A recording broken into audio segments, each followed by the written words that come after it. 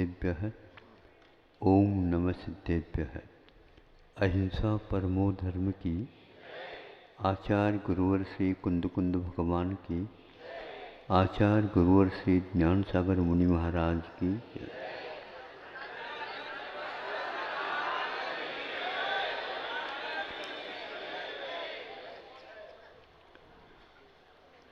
आज उत्तम त्याग धर्म है और हमने पहले से ही दशलक्षण धर्म के पर्व में त्याग धर्म को अहिंसा के लिए विशेष रूप से प्रदान किया है।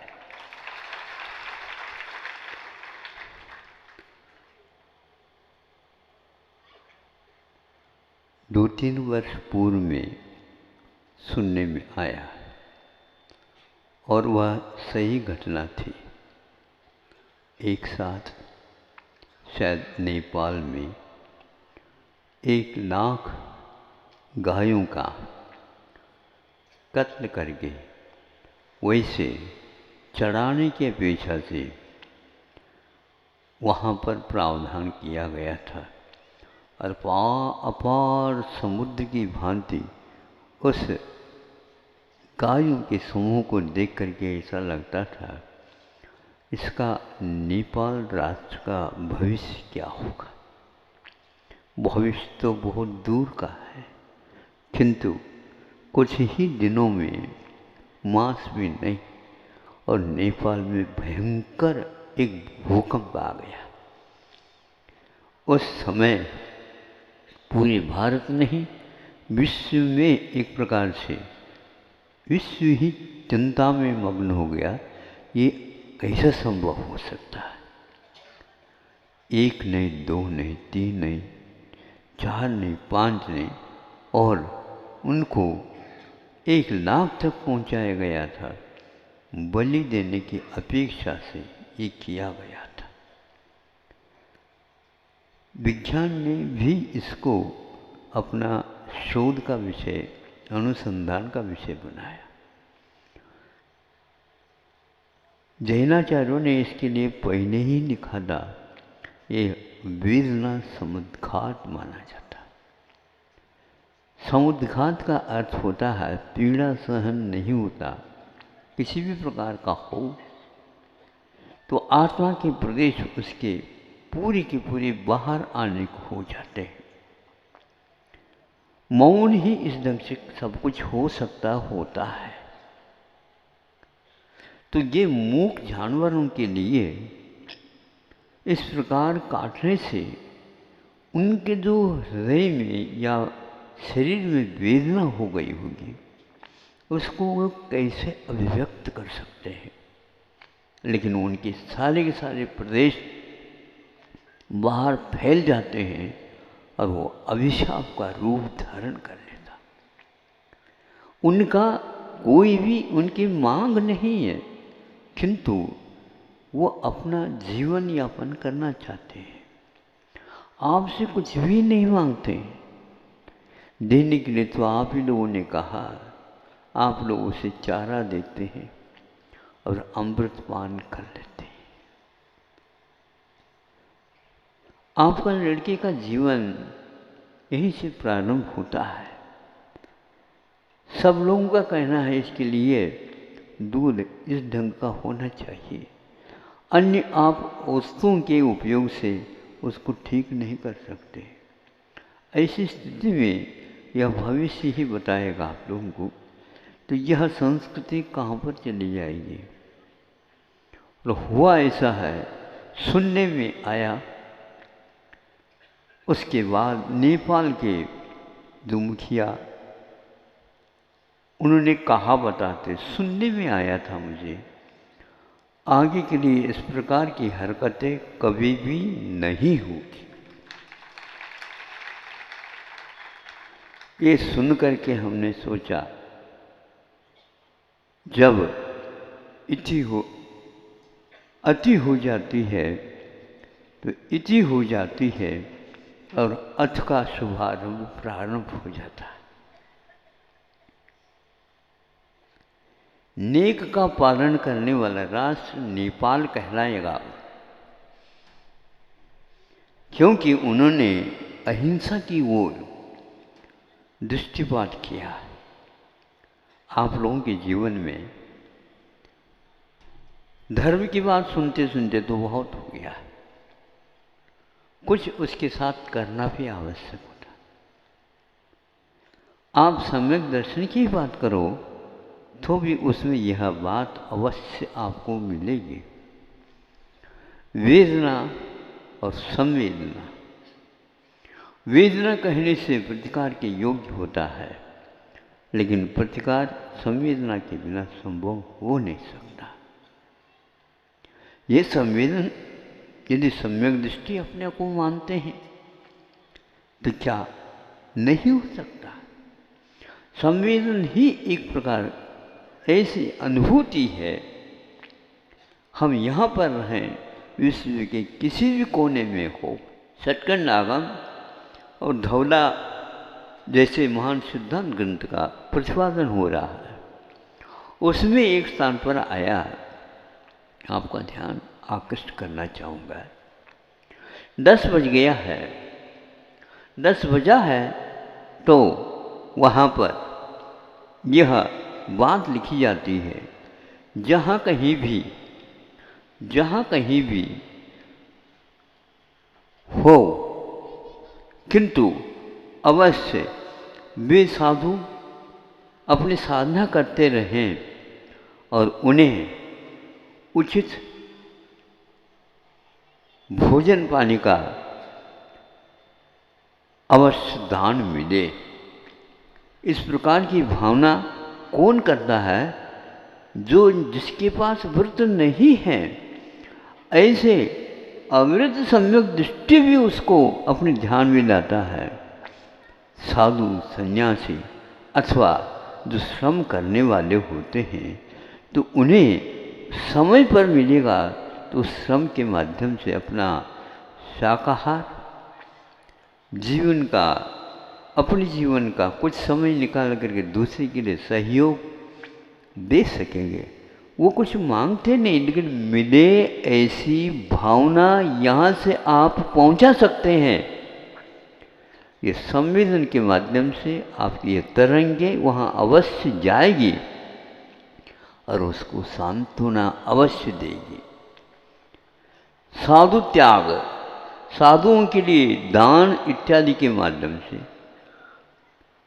और जो कष्ट में है उसके लिए अनुकंपा के माध्यम से, कंप जाए कलेजा, मैं क्या कर सकता हूँ, कुछ दे सकता हूँ लेकिन वहाँ तक जा भी नहीं सकता, पहुँचा भी नहीं सकता। क्या कह रहे हो आप? नहीं, सबसे ज़्यादा महत्वपूर्ण क्षमता मनोवरगना के पास रहती है, ऐसा आगम का उल्लेख है। हम मन के माध्यम से ये समझे कि मैं क्या नहीं कर सकता, अभय दान दिया जाता है तो विश्व के कोने कोने तक वो तरंगे पहुंच जाती है। जिसका जितना उपादान होगा उसके अनुसार उसे शांति अवश्य मिलेगी और आपका वह कार्य पूर्ण हो जाएगा। क्या संवेदन के बारे में आपने कभी सोचा? स्वसंवेदन होता है पक्की बात है, लेकिन संवेदन एक ऐसी अनुभूति है, वह दूसरे के प्रति क्या होना चाहिए वह भी उसकी भूमिका का काम करता है। आपके पास भूमिका होना चाहिए, प्रत्येक क्षेत्र में भूमिका का अपना महत्व होता है। तो सम्यक दर्शन धर्म की एक भूमिका है, लेकिन उसमें भी उन्होंने इसको सक्रिय सम्यक दर्शन, क्या है ये? सक्रिय का अर्थ सोया हुआ नहीं, निष्क्रिय नहीं, उपेक्षा नहीं। अरे दूसरे द्रव्य का, एक द्रव्य का दूसरे द्रव्य में क्या हो सकता है, ये हो तो बिल्कुल सिद्धांत मानते हैं हम भी। एक ऐसा भी मत है, अरे ये जीव ही नहीं है संसार में। आप जिस प्रकार कर्ता को कर्म को नहीं मानते हो, उसी प्रकार वो कहते क्या करता कर्म, क्या उपकार, कुछ नहीं। यावत जीवेत सुखी जीवेत, ऋणम कृत्वा घृतम पिबेत, भस्मीभूतस्य जीवे देहस्य पुनरागमनम कुत। ये समझा आप लोगों ने? ये युगों युगों पहले से ही आपके पास समय सार है, अनुकंपा और अस्तिक इत्यादि है, तो उनके पास ये भी है। ये सब फालतू की बात है। आया हुआ जो कुछ भी है उसको छोड़ करके आप पुनः प्रतीक्षा करो। प्रतीक्षा तो करना चाहिए, लेकिन जो आया है उसको खा लेना चाहिए, अच्छे भोगना चाहिए, फिर इसके उपरांत भी ऋण भी ले लेना चाहिए। बच्चे आएंगे सब दे देंगे, आपने उनके जीवन को खड़ा कर दिया तो इतना भी नहीं कर सकते क्या? हाओ, अब उसके लिए क्या कहेंगे आप बताओ? यहीं पर भारतवर्ष में भी ऐसे व्यक्ति है, दूसरे की कोई चिंता नहीं, लेकिन इस प्रकार के तूफान में भी संतों ने इसका उत्तर देने का प्रयास किया और सभी के साथ व्यवहार क्या होना चाहिए। अभय दान, जो मुख्य दाता के रूप में केवली भगवान कहलाता है। केवली होने के उपरांत किसी भी जीव का वध उनके मन वचन काय की चेष्टा से हो ही नहीं सकता। यह अभयदान उन्हें प्राप्त हो जाता है। कोई भी जीव वो विहार भी कर ले, किसी प्रकार की बाधा हो ही नहीं सकती। जब मन में भी बाधा नहीं, वचन दिव्य ध्वनि होती है उनकी, लेकिन किसी जीव को आहत नहीं करे, सब सुरक्षित रहते हैं। और भगवान का यह अभय दान हम लोगों के लिए उपदेश के रूप में प्राप्त हुआ है। उसमें उन्होंने यही कहा कि तुम दूसरे के प्रति इस प्रकार सद्भावना रख सकते हो, और उस सद्भावना के पीछे यही रहना चाहिए कि वह भी कष्ट से मुक्त हो। कष्ट से मुक्त हो ये भाव आपके हृदय में उत्पन्न होगा, उसके पूर्व में ही आपका कष्ट बहुत कुछ टलता चला जाएगा। हम उनके निमित्त से स्वयं के कष्ट को भी दूर कर सकते हो, करने का यही एकमात्र उपाय है। किंतु ये ध्यान रखें, आत्मा की बात को भी ध्येय में रखना चाहिए, बिल्कुल रखना चाहिए। और ये आत्मा एक ऐसा शब्द है, प्रत्येक के पास आत्मा होती है। जब आप अपनी आत्मा की बात समझ नहीं सकते तो दूसरे की आत्मा तो देखने में उपलब्ध हो जाती है। उसकी पीड़ा को हम अपने आंखों से देख सकते हैं, और उसके पास बुद्धि नहीं है, सही है, उपाधिक ज्ञान नहीं है, क्या उसके प्रति आपकी दया नहीं आ सकती? हे भगवान, ये ऐसा कार्य कर्म करता जा रहा है, इसका भविष्य कैसा होगा? ऐसा कौन व्यक्ति होगा जो इसके लिए इस महान गर्त से उठा करके रख सके? धर्म के सिवा और कुछ नहीं हो सकता, यहीं पर सब कुछ रहना है। और आपको जिस प्रकार मुट्ठी बांध करके लाए थे, किंतु हाथ पसार करके जाना है, जा रहे हो, ताला लगा के नहीं जा सकते। हाँ, एक भी पाई साथ ले जा नहीं सकता कोई भी, यहीं कहीं छूट जाएगा। हाँ, ले जा सकता है वह व्यक्ति, सब कुछ ले जा सकता है। वहाँ का भविष्य में उसका जो कुछ भी जीवन रहेगा, उसका प्रबंधन वहाँ पर हो जाएगा, केवल पुण्य का संचय। अनुग्रहार्थम सस्याति सर्गो दानम, यह सप्तम अध्याय का सूत्र श्रावक ही नहीं, मुनि महाराजों के लिए भी है। महाराज, हम क्या कर सकते हैं? कुछ नहीं कर सकते, ये भावना तो कर सकते हैं।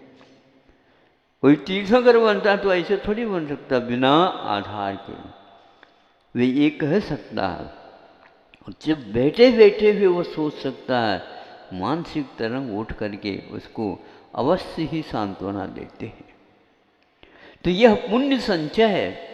और दूसरे के लिए, पर के लिए क्या होता है? तो उन्होंने ये कहा, सम्यक ज्ञानादि वृद्धि हेतु। क्या सोच रहे हो? सम्यक ज्ञान की वृद्धि होगी दूसरे के लिए भी, जो रत्नत्रय के धारक होते हैं, उनके तप में विकास हो, उनकी ज्ञान की नेत्र दृष्टि है उसमें समीचीनता और आती चली जाए, उनका जीवन बहुत ही सक्षम होता चला जाए, उनका लक्ष्य उन्होंने जो बनाया वह जल्दी जल्दी पूर्ण हो। इस प्रकार की भावना को लेकर के वह श्रावक यदि योग्य समय पर योग्य दान आदि करता है तो वह सबसे ज़्यादा कर्म की निर्जरा भी कर सकता। पाप को यदि पुण्य के रूप में परिवर्तित करना, रूपनाति आत्मानं पवित्री क्रियते येन इति पुण्यम, यह कल ही तो आप लोगों ने सुना होगा। आत्मा जिसके द्वारा पवित्र हो जाती है, महाराज पुण्य तो पुण्य है, ये भी जड़ है, वो कर्म भी जड़, पाप भी जड़ है, हाँ जड़ तो है। लेकिन जो व्यक्ति पंचेंद्रिय विषयों को गौण करके और केवल दूसरे की पीड़ा को दूर करने के लिए और अपनी काया को चलाने के लिए संकल्प ले लेता है तो उसका पुण्य का संचय पाप की पूरी निर्जरा करने के लिए सक्षम हो जाता। रात दिन तुम पाप कर रहे हो, इसको दूर करने का कोई उपाय भी तो होना चाहिए। आत्मा की रक्षा कैसे कर सकोगे आप? इन्हीं भावनाओं के माध्यम से कर सकते हो। औषध दान है, अभय दान है, अन्नदान है, आश्रय दान है। ये दान क्या है? आदान नहीं, दान है।